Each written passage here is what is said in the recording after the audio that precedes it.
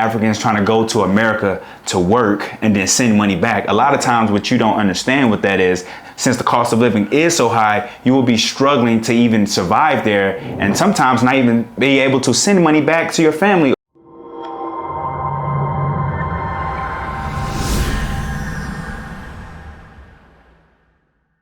Shalom YouTube family, welcome back to the channel. If you're new here, welcome to the family. In today's video, we'll be discussing 7 reasons why Africans should not visit or move to America. Also on this channel, we'll be traveling throughout the continent to show you the real Africa. So if you like this type of content, don't forget to like, share, subscribe, and hit the notification bell.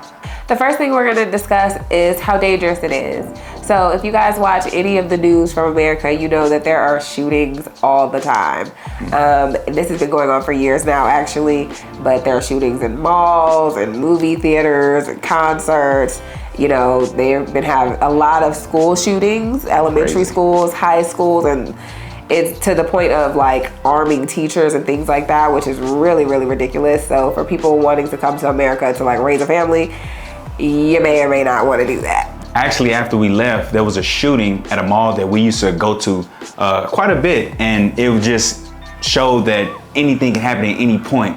If we could have been there and we could have been involved in it, but we just thank the Most High that we wasn't, and we're here on the continent. Also, another big thing, and it's very dangerous, is gang violence. Now, places like California, where you see heavily gang ties like Bloods and Crips, you can be a person coming from Africa and go into one of these hoods not knowing, or might wear the wrong color and literally get killed. So take that in consideration if you're a person that's coming from Africa and want to move or visit America. It can be very dangerous and literally cost you your life. The next thing we're gonna talk about is the food quality. So there are so many things in America that are in foods that are literally banned in other countries, whether it's pesticides that they spray on crops, preservatives that they put in the food. There have been so many people that I've seen before that notice that when coming from America to other countries, like say they'll buy bread at the grocery store and be confused at how quickly it goes moldy. Because in America, it might sit in your pantry for like a month and never grow mold because they put literal poison in it just to keep it shelf stable for these extended periods of time. But it's detrimental to your health. Also, they make lab-grown meat in America. So you might be thinking you're eating a natural chicken or a natural cow, but in fact, it's grown in somebody's laboratory, which cannot be healthy. Another thing would be the vaccines that they're trying to put in the meats and foods right now. Now, if you're a person that opposed to that or don't want to take vaccines, then you kind of really don't have an option if they're putting it in your food. So obviously the vaccines and the food and the lab-grown meat thing is really experimental. They don't have any idea what the long-term health implications of these things will be, but they just put it out there. And you know, most of that is probably because the healthcare system in America is for profit. Doctors and these scientists who make up the rules about what's healthy and what's not, they don't really have your best interest at heart because they make billions, probably trillions of dollars from sick people. So the easiest way to make people sick is to put poison in their food, which it's laced with all kinds of poison. If you're a person that reads the labels, you already know. Also, when people leave America and go to different countries, specifically Africa, and we can attest to this, a lot of their diseases are cured and they lose weight without even just eating a very healthy diet. So that goes to show that the food in America for sure is poison. Next up is the cost of living. The cost of living in America is very, very high. To get a house, it's very expensive. To rent an apartment that's decent, even like a 1-bedroom, you need like $1,000 a month a lot of times, depending on even where you are. And it just makes it very hard for people to live. There are a lot of people who have gotten to situations where they can't afford to live, and there's a lot of homelessness. You look at California and you see Skid Row is literally a little mini city full of homeless people, which is devastating. Also, when you think about Africans trying to go to America to work and then send money back, a lot of times what you don't understand what that is, since the cost of living is so high, you will be struggling to even survive there and sometimes not even be able to send money back to your family or whatever business you're trying to start. You might not be able to do it. So just take that in consideration also. Right, and also you need to realize that the American dream is based off of a debt system.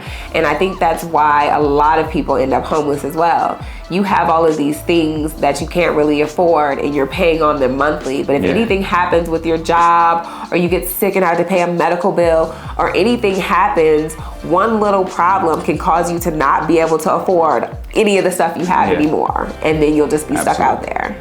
The next thing we're gonna discuss is racism. So it's clear from talking to a lot of Africans that want to come to America that they don't really understand how racism is. Like we've noticed there's a lot of tribalism in Africa. There's a lot of you're from this country, I'm from that country. But in America, the way racism is, you're just black. So if you're African, you have an accent, you're black. If you're Jamaican, you have an accent, you're black. You're brown skin, you're black. That's how racism works in America. Only people that probably could relate are South Africans, and they went through the apartheid, so they probably understand a little more about American racism. Yeah, their history is a little more similar. Yeah, but just one example of that would be cop interactions, right? Here in Africa, when we get pulled over by cops, we don't really feel in danger. We don't feel any kind of anxiety or we're not scared of anything.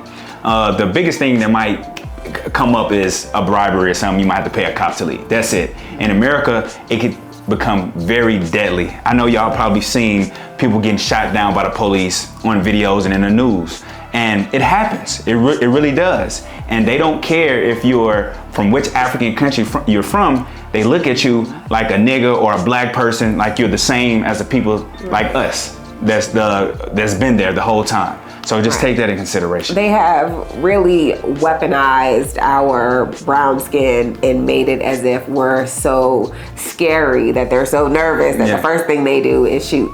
And it's even with children. We've seen they have done the same thing with children. And it's actually on record about how, like, when women have babies, black women die more in hospitals having babies. And this is a first world country. You would expect that to not happen. But they don't believe you when you say that you feel something or something's happening. They treat our children like adults. They're punished more like adults in schools and stuff like that. Like, they know what they're doing is wrong, even though they're a child, but it's not the same with white kids. They're just a child. Right, and just higher incarcerations for the same crime.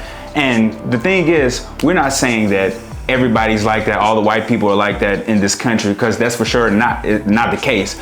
But the system itself is built on that type of principle. It's systemic, and the country was built on this. So it really is embedded and ingrained into the country in many aspects.